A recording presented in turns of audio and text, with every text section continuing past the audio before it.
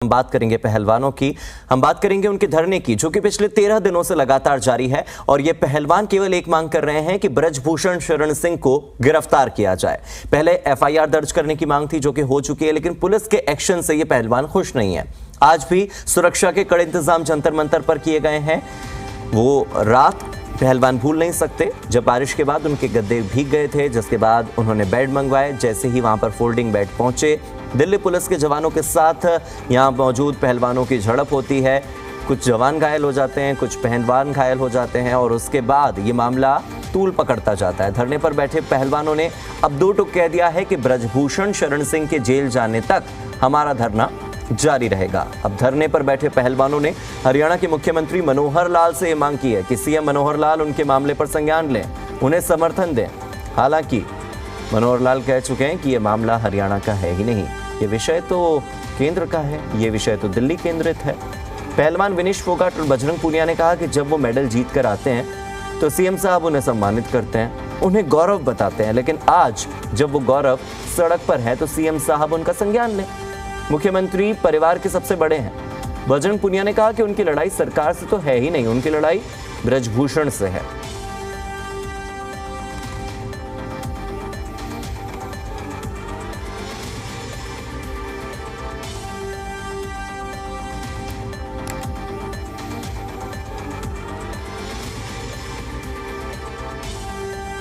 तो धरने पर बैठे पहलवानों का क्या कहना है, उन्होंने प्रेस कॉन्फ्रेंस करके क्या कहा, मीडिया से मुखातिब होते हुए क्या कहा, आइए आपको दिखाते हैं। कहाँ पे इंजर्ड, जब हम झगड़ा चल रहा था तो फीमेल्स तो थी नहीं वहाँ पे, सिर्फ मेल्स थे। अगर इंजर्ड हुए हैं तो मेडिकल करवाया जाना चाहिए था उसी टाइम पे बताना चाहिए। जैसे हम लोग बता रहे थे कि अभी इंजरी हुई है, तो उसी टाइम पे क्यों नहीं बताया कि इंजरी हुई है। तो वो तो कहानियां बनाने वाली बात है, अपनी चीज को ऊपर दिखाने के लिए। तो अभी तक हमारे फेवर में कोई भी काम नहीं कर रही है।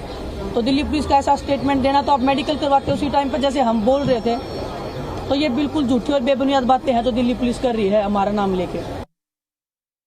जितने भी दिल्ली पुलिस ने हमारे जो समर्थन में जो लोग आ रहे थे, चाहे वो जितने भी लोग आ रहे थे, उनको डिटेन किया हुआ है। तो मैं आपके माध्यम से भी मैं गुजारिश करूंगा कि उनको जल्दी से जल्दी छोड़ा जाए, क्योंकि क्रिमिनल नहीं हम यहाँ पे, हम अपने हक की लड़ाई के लिए बैठे हैं, हम क्रिमिनल नहीं है। जो क्रिमिनल है उसको आप बचाने की कोशिश कर रहे हैं, और जो हमारा समर्थन कर रहे हैं, पूरा देश हमारे साथ खड़ा है, तो आप उनको डिटेन करके उनको जेल में डाल रहे हैं अभी। तो आपके माध्यम से मैं यही बोलूँगा कि उनको जल्दी से जल्दी उनको रिहा किया जाए वहाँ से। वहीं पहलवानों के धरने पर केंद्रीय खेल मंत्री अनुराग ठाकुर का एक बड़ा बयान सामने आया है। अनुराग ठाकुर ने कहा है कि सुप्रीम कोर्ट ने अपना फैसला दिया है, मेरा पहलवानों से निवेदन है कि जांच होने दें। अनुराग ठाकुर ने कहा कि निष्पक्ष जांच होने के बाद कार्रवाई भी हो जाएगी। सुप्रीम कोर्ट ने अपना निर्णय दिया है और मेरा उनसे निवेदन है कि जांच पूरी होने दें, और उसके बाद दूध का दूध पानी का पानी होगा। निष्पक्ष जांच के बाद कार्रवाई भी होगी। और मेरी सहयोगी अनुष्का गर्ग जुड़ गई हैं दिल्ली के जंतर मंतर से। ग्राउंड जीरो पर हमारी टीम लगातार मौजूद है। अनुष्का, अभी हम अनुराग ठाकुर की बाइट सुना रहे थे। अनुराग ठाकुर कह रहे हैं कि निष्पक्ष जांच होगी तो कार्रवाई भी होगी, लेकिन पहलवान तो यही कह रहे हैं कि जांच हो रही है, निष्पक्ष जांच नहीं हो रही है। जी बिल्कुल हार्दिक, जैसा कि हमने देखा था पिछली बार जब यहाँ सभी पहलवान धरने पर बैठे थे तो खेल मंत्रालय की तरफ से उसमें हस्तक्षेप किया गया था, एक कमेटी का गठन किया गया था, जिसकी जो रिपोर्ट सामने आई थी, जिससे पहलवान जो है काफ़ी ज़्यादा असंतुष्ट रहे, जिसकी वजह से उनको दोबारा यहाँ पर धरना प्रदर्शन देने बैठना पड़ा। तो कहीं ना कहीं हमें देख रहे हैं कि जाँच तो हमेशा ही की जा रही है, मगर जाँच से जो रिजल्ट निकल कर सामने आ रहे हैं उससे जितने भी पहलवान हैं वो काफ़ी ज़्यादा संतुष्ट जो है वो नहीं नज़र आ रहे। इसी वजह से हमने देखा कि दोबारा उनको इस तरीके से यहाँ पर धरना प्रदर्शन देने के लिए बैठना पड़ा। कई सारे आरोप प्रत्यारोप का भी दौर जो है वो चलता रहा। बहुत सारे पहलवान ऐसा कह रहे थे कि जो रिपोर्ट्स आई हैं उसमें जो तथ्य हैं उनको सामने नहीं रखा गया है, जिसकी वजह से वापस उनको एक कदम उठाना पड़ा और वापस से इस तरीके से धरना प्रदर्शन पर बैठना पड़ा। 13 दिन हो चुके हैं और लगातार ये जो धरना प्रदर्शन है वो जारी है। कहीं कहीं पर हमने देखा कि मामला काफी ज्यादा संवेदनशील होता हुआ भी नजर आया, मगर पहलवान अभी भी डटे हुए हैं, अभी भी उन्होंने हार जो है वो नहीं मानी है। अनुष्का, इस मामले पर सियासत बहुत ज़्यादा हो रही है, क्योंकि आप ग्राउंड जीरो पर रोज़ाना जाती हैं, अलग अलग नेताओं को, अलग अलग राजनीतिक पार्टियों को आप वहाँ पर बहुत देखती होंगी।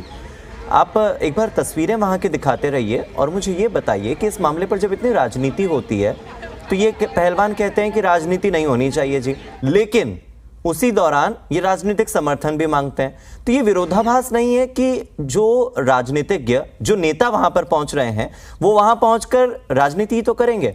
अगर आप वहां पहुंचती है तो पहलवान आपको ये तो नहीं कहते कि आप हमें कवर कीजिए, पत्रकारिता मत कीजिए। आप पत्रकार हैं तो पत्रकारिता करेंगी, राजनेता पहुंचेंगे तो राजनीति करेंगे।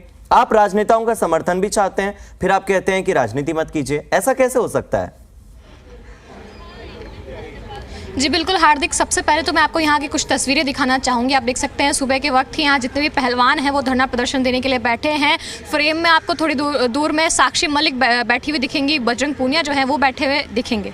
हाल जिस तरीके से अभी आपने हमसे सवाल पूछा हार्दिक कि यहाँ पर लगातार जो है राजनेताओं के आने का दौर जो है चालू है। स्टार्टिंग से ही हमने देखा कि यहाँ पर कई बड़े नेता, सबसे पहले तो राकेश टिकैत, नरेश टिकैत, जयंत चौधरी, इसके अलावा प्रियंका गांधी जो है वो सब भी यहाँ पर आते हुए नजर आए। उसके अलावा जब ये मामला जो है बिगड़ा, जब यहाँ पर परसों ही रात की बात है, जब यहाँ पर जो है दिल्ली पुलिस और जो जितने भी पहलवान हैं उनके बीच लड़ाई हुई, तो पहलवानों ने उसमें एक प्रेस कॉन्फ्रेंस किया जिसमें उन्होंने साफ तौर पर ये अपील की है कि जितने भी नेता यहाँ पर आ रहे हैं वो केवल समर्थन देने के लिए आए, यहाँ पर राजनीति करने के लिए नहीं आए। मगर जितने भी यहाँ पर राजनेता हमको आते हुए देखे, कहीं ना कहीं उन्होंने भी यहाँ पर सियासी रोटियां जरूर सेकी हैं। जो मुद्दा यहाँ पर हमेशा से जो पहलवान मांगते आए हैं, कहीं ना कहीं उस मुद्दे से इस पूरे जो प्रदर्शन है उसको हमने हटते हुए भी देखा। जिस तरीके से यहाँ पर राजनेता आकर उनको साफ तौर पर सरकार की तरफ जो आक्रामक नजर आए, क्योंकि यहाँ पर साफ तौर पर जो पहलवान है जो प्रदर्शन पर बैठे हैं उन्होंने ये कहा था कि सरकार से हमें कोई दिक्कत नहीं है, हमें दिक्कत है तो सिर्फ WFI के जो अध्यक्ष हैं,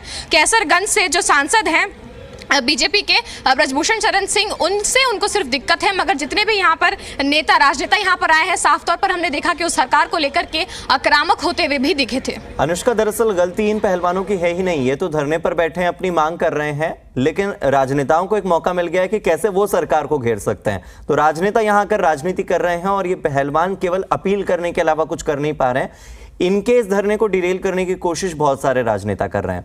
हालांकि अगर हम इस पूरे जंतर मंतर के धरने की बात करें, 13 दिनों में आपने किस तरह के बदलाव यहां पर देखे हैं? आप तस्वीरें दिखाती रहिए और मुझे बताते रहिए कि तस्वीरों में क्या बदलाव आया, क्योंकि पहले दिन की तस्वीर मुझे याद है बड़ी निराशा थी, लेकिन आज जो आशा इन चेहरों पर दिखाई देती है, आज जो संघर्ष की प्रवृत्ति इन चेहरों पर दिखाई देती है, वो एकदम अलग है। जी हार्दिक, सबसे पहले तो मैं आपको तस्वीरों के जरिए सिक्योरिटी की जो व्यवस्था है उसमें क्या कुछ तब्दीली आई है वो दिखाना चाहूँगी। पहले जब हम यहाँ पर पहुँचे थे, पहले दिन से जब यहाँ पर सिक्योरिटी की जो व्यवस्था हमें देखने को मिली थी वो शायद इतनी ज़्यादा नहीं थी जितनी अब हमें देखने को मिल रही है। ये जंतर मंतर का जो एग्जिट गेट है वो है और वहाँ पर हम देख रहे हैं कि 2 लेयर की बैरिकेडिंग्स की गई हैं। चारों तरफ पैरा मिलिट्री फोर्स, महिला पुलिस बल और दिल्ली पुलिस के जो जवान हैं वो नज़र आ रहे हैं। कहीं ना कहीं जब ये मामला संवेदनशील हुआ तो यहाँ पर सबसे बड़ा जो बदलाव है वो यहाँ की सुरक्षा व्यवस्था के ऊपर आया। उसके अलावा जो दूसरी तस्वीरें मैं आपको दिखाना चाहूंगी जो पहलवानों की है, शुरुआती दौर में जहां उनके चेहरे पर हमें बहुत ज्यादा शिकन और निराशा देखने को मिली थी, वहीं कहीं ना कहीं जब ये मामला सुप्रीम कोर्ट गया और उस पर सुनवाई हुई और लगातार जब यहाँ पर बहुत सारे लोग आते हुए नजर आए, तब हमने देखा कि कहीं ना कहीं आशा में इसकी जो बदलाव जो है वो देखने को मिला। यहाँ पर लगातार जितने भी जवान बैठे हैं, जितने भी यहाँ पहलवान बैठे हैं, वो लगातार ये बात जो है सामने रखते आए हैं कि क्योंकि ये लड़ाई न्याय की है, इंसाफ की है और ये निष्पक्ष कार्रवाई की मांग कर रहे हैं, तो कहीं ना कहीं इनकी बात जो है